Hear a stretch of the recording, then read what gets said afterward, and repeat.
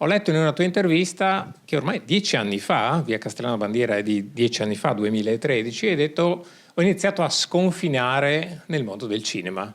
Vorrei partire da lì per poi naturalmente arrivare a Misericordia, per chiederti da dove è partita l'esigenza artistica di questo sconfinamento e poi naturalmente chiederti come hai lavorato a Misericordia, che è tratto da un tuo lavoro teatrale. Sì, direi che è stato naturale, nel senso che non c'è stato un episodio in particolare che mi ha portato al cinema a sconfinare, insomma, ma appunto c'erano dei progetti che avevo già fatto a teatro e che secondo me avevano bisogno di una collocazione spazio-temporale, di una luce che il teatro non poteva dargli, una luce vera, insomma, la luce del giorno, perché poi noi teatranti viviamo con una luce artificiale che per noi è vera. Quando arriva la luce del giorno ed entra dalle finestre in teatro, muore la magia. Funziona così. Il cinema è tutto l'opposto. Apri la finestra sul mondo e lì c'è il cinema. Ecco perché è importante questa finestra e non quella di casa propria. Perché questa è una vera finestra, quella di casa invece è una finta finestra, non è cinema. Il cinema è qua al cinema. E, infatti mi piace molto questo slogan che voi avete scritto all'entrata sul vero cinema che si fa al cinema. Lo sconfinamento è arrivato in maniera naturale e ovviamente io rimango una teatrante convinta, nel senso che in tutti questi anni ho fatto solo 3 film, questo è il terzo, e quindi lo faccio sempre un po' con la punta dei piedi, cioè entro sempre un po' non a gamba tesa sicuramente, ma cerco sempre di trovare anche nei film che ho fatto, insomma, una necessità, un'urgenza, perché per me quello è fondamentale in qualsiasi gesto artistico. Se non c'è la necessità di farlo non ha senso farlo, e siccome io sono una che ha vissuto sempre con quest'idea, anche per il cinema, anzi ancora all'ennesima potenza, questa cosa è vera. Quindi questo film insomma, si ispira a una pièce teatrale che appunto nasce prima della pandemia e tuttora continua a girare il mondo. È uno spettacolo che abbiamo in repertorio, dove c'è lo stesso interprete sia nello spettacolo che qui nel film, che è Simone Zambelli, un danzatore secondo me straordinario, che vi stupirà, insomma, perché appunto la sua danza non è una coreografia, ma è quella cosa che diceva appunto Pina Bausch rispetto ai suoi danzatori. Diceva: a me non mi interessa come si muovono le persone, ma mi interessa cosa le fa muovere.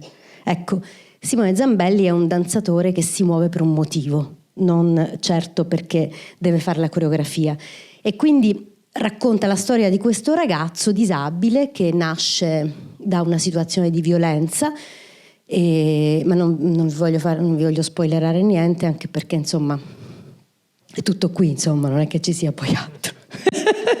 Cioè, nel senso che c'è sto ragazzo per tutto il film a cui io vi chiedo, insomma, di di prenderlo in adozione, ecco.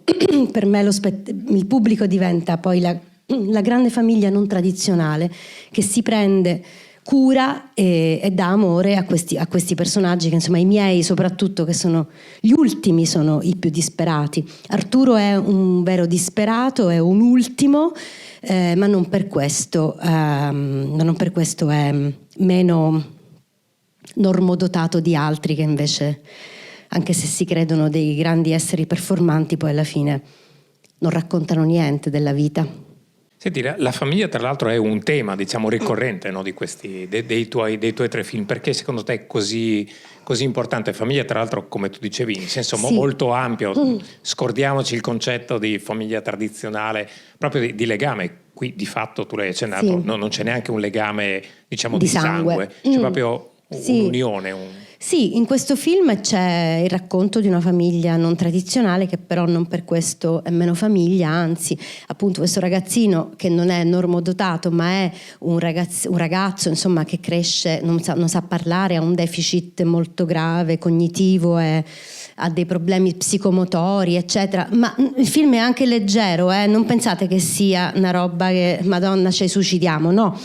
Non è così, è anche una favola, perché poi tra l'altro questa storia è vista un po' dagli occhi di questo ragazzo, quindi c'è una magia, c'è anche ci sono delle atmosfere oniriche, eccetera. E c'è questa famiglia, questa comunità di prostitute che poi alla fine si prende cura di questo ragazzo e queste tre madri che comunque lo amano e lo accudiscono e si fanno carico delle sue disgrazie. Quindi insomma in un luogo in cui c'è un grande degrado, una grande disperazione, c'è amore sostanzialmente e c'è famiglia sostanzialmente.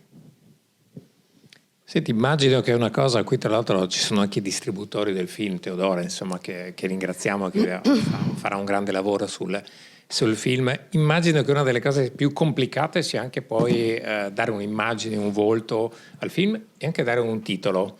Te lo chiedo perché misericordia è una parola forte, a cui forse ognuno di noi può dare un significato diverso. Ti chiedo come mai hai scelto proprio questa parola per dare questo titolo, cosa significa ovviamente all'interno del film. Sì, non è un titolo religioso, cioè nel senso che magari appunto però sarebbe bello avere una platea di preti e di suore. A me piacerebbe, cioè mi piacerebbe molto, facciamo. No, ma perché potrebbe essere invece no, nel senso che non è un titolo religioso, nel senso che questa parola per me, a parte che è molto evoca tante cose eccetera, poi è formata da due parole composte che vengono dal latino, che sono miseria e cuore. Quindi ecco, questo film c'ha secondo me tutte e due le componenti, c'ha la miseria profonda, nera, e il cuore di questa gente che comunque, nonostante viva in condizioni atroci, comunque ama, ecco. E la misericordia è un sentimento di cui noi dovremmo appunto riprenderci con noi, perché tra l'altro quello che succede nel mondo intorno a noi è talmente orribile che se veramente ognuno di noi avesse dentro di sé quel sentimento di misericordia, potrebbe considerare questa disperazione, questo orrore parte della propria vita. Cioè la misericordia è qualcosa che ha a che fare con la condivisione di quella disperazione, cioè quella disperazione che noi guardiamo dovrebbe riguardarci. Hai girato una storia forte, intensa, non possiamo ovviamente dire di più di quello che tu hai già detto, però volevo chiederti da un punto di vista produttivo dove avete girato, sì. Avete ricostruito o avete girato in dei luoghi quelli che vedrete insomma tra poco sul grande schermo, esistono veramente o avete ricreato? No, non esistono veramente, infatti qualcuno si chiederà ma questi posti esistono veramente, questo posto esiste veramente? Spesso mi fanno questa domanda. Non esiste veramente, così già vi ho dato la risposta, però esiste questa miseria, esiste.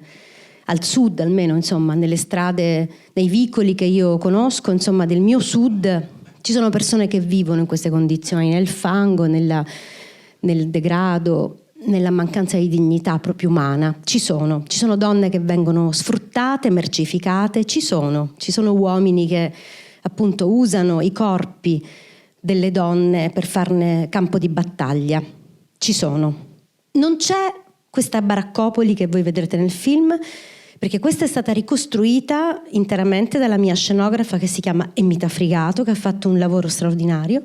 Ha costruito queste baracche fatte di fango, appunto di schifo, e poi le ha demolite nel momento in cui bisogna andare via, perché comunque è girato in una riserva naturale nel Trapanese, vicino San Vito Lo Capo, e però in questa riserva esiste un problema, cioè c'è un divieto, non si può entrare perché in effetti la montagna, così come nel film, è pericolosa, cioè ogni tanto frana, quindi ci perde pezzi, insomma, e di questa cosa poi il film un po' si nutre, perché questa montagna diventa un po' la madre di questi disperati, e quando c'è qualcosa non funziona, lei esplode in una rabbia minerale. Ma non posso dirvi altro perché adesso vi dovete guardare il film, perché sennò vi ho raccontato tutto.